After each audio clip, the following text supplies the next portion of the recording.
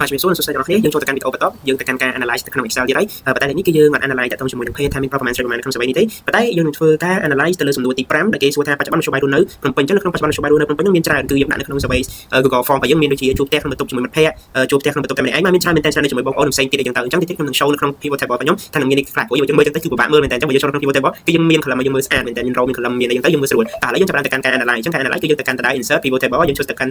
កន្លែងហ្នឹងមក and then យើងមើលកន្លែងនេះខ្ញុំចង់ទៅ new worksheet ដែរទេអូខេតោះឥឡូវយើងចាប់ផ្ដើមធ្វើការ analyze អញ្ចឹងឧទាហរណ៍បើសិនជាខ្ញុំចង់ analyze ទៅលើគេខ្លះឥឡូវខ្ញុំមាននេះគឺជាគំរូរបស់ខ្ញុំដែលខ្ញុំបានធ្វើដែរហើយបាទអញ្ចឹងខ្ញុំចង់ analyze ទៅលើ page ហើយហ្នឹងសំណួរទី5នឹងថាមធ្យោបាយរស់នៅភ្នំពេញណាអូខេអញ្ចឹងតើយើងធ្វើម៉េចអញ្ចឹងឧទាហរណ៍ខ្ញុំលើ page ទៅអូខេអញ្ចឹងបាន page process អីបន្តមកទៀតខ្ញុំចង់ឲ្យកាត់នៅក្នុងសំណួរទី5តែបើអញ្ចឹងឃើញបានដូចគ្នាបើថាយើងមើលទៅវាពិបាកមើលទៅបើយើងឆ្លាញ់ណាអូខេបើយើងយកវាមកដាក់នៅកន្លែង column នេះបានបាទដាក់បានដូចគ្នាអញ្ចឹងឃើញថាមានអីគេខ្លះមានជួបផ្ទះបន្ទប់អ្នកឯងជួបផ្ទះមិត្តភ័ក្តិផ្សេងទៀតស្នាក់នៅជាមួយបងប្អូនបាទស្នាក់នៅជាមួយអន្តេវាសិកដ្ឋានបាទនៅសាលារៀនហើយនេះគឺស្រុកទាំងអស់ទាំងនេះស្រុកដែរស្រុកខាងប្រុសស្រុកដែរស្រុកខាងស្រីនេះស្រុកមួយអញ្ចឹងណាបាទអញ្ចឹងគឺមើលទៅស្អាតតែម្ដងតែឥឡូវយើងចាប់ដើមទៅកាន់ការសរុបចឹងយើងសរុបពីគេឧទាហរណ៍នេះគឺជាសំណួរទី5ដែលខ្ញុំចង់មកសរុបថាតើប្រុសប្រមាណអ្នកដែលគាត់ស្នាក់នៅកន្លែងណាចឹងទៅស្រីម្នាក់គាត់ស្នាក់នៅកន្លែងណាទៅអញ្ចឹងយើងអស់មកកាន់ចូល value របស់យើងមកយើងបានយើងឃើញថាអូមានប្រុស20នាក់បាទស្រី10នាក់ដែលគាត់ស្នាក់នៅផ្ទះជួបអ្នកឯងហើយមាន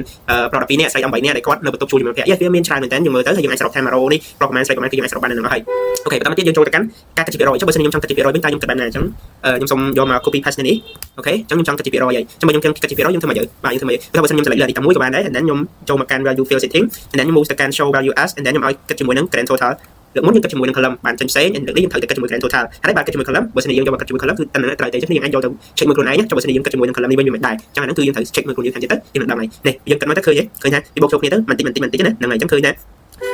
បាទនេះបាទឃើញទំនាក់ឯង 25% បាទមិត្តភ័ក្តិ 15 អញ្ចឹងទៅបាទអញ្ចឹងបើសិនជាយើងអត់ចង់យកចិត្តយើងអាចប្រកួតក៏បានដែរឧទាហរណ៍បើយើងចង់ប្រកួតយើងអាចចូលจาก%នេះទៅប្រកួតអស់ហ្មងណាលេងមាន%អស់ហើយហ្នឹងក៏បានដែរណាបាទយើងចង់ដាក់អស់ហ្មងឲ្យស្អាតក៏បានដែរលេងចង់មាន%យើងតែនឹងមកវាប្រកួតអញ្ចឹងណាហ្នឹងហើយយើងឃើញយើងទៅលាយស្អាតអញ្ចឹងមើលដូចខ្ញុំដែរ analyze ពីមុនបាទដូចគ្នា3 48អូខេ3 48អូខេបន្ទាប់ពីបានប៉ុណ្្នឹងហើយគឺខ្ញុំ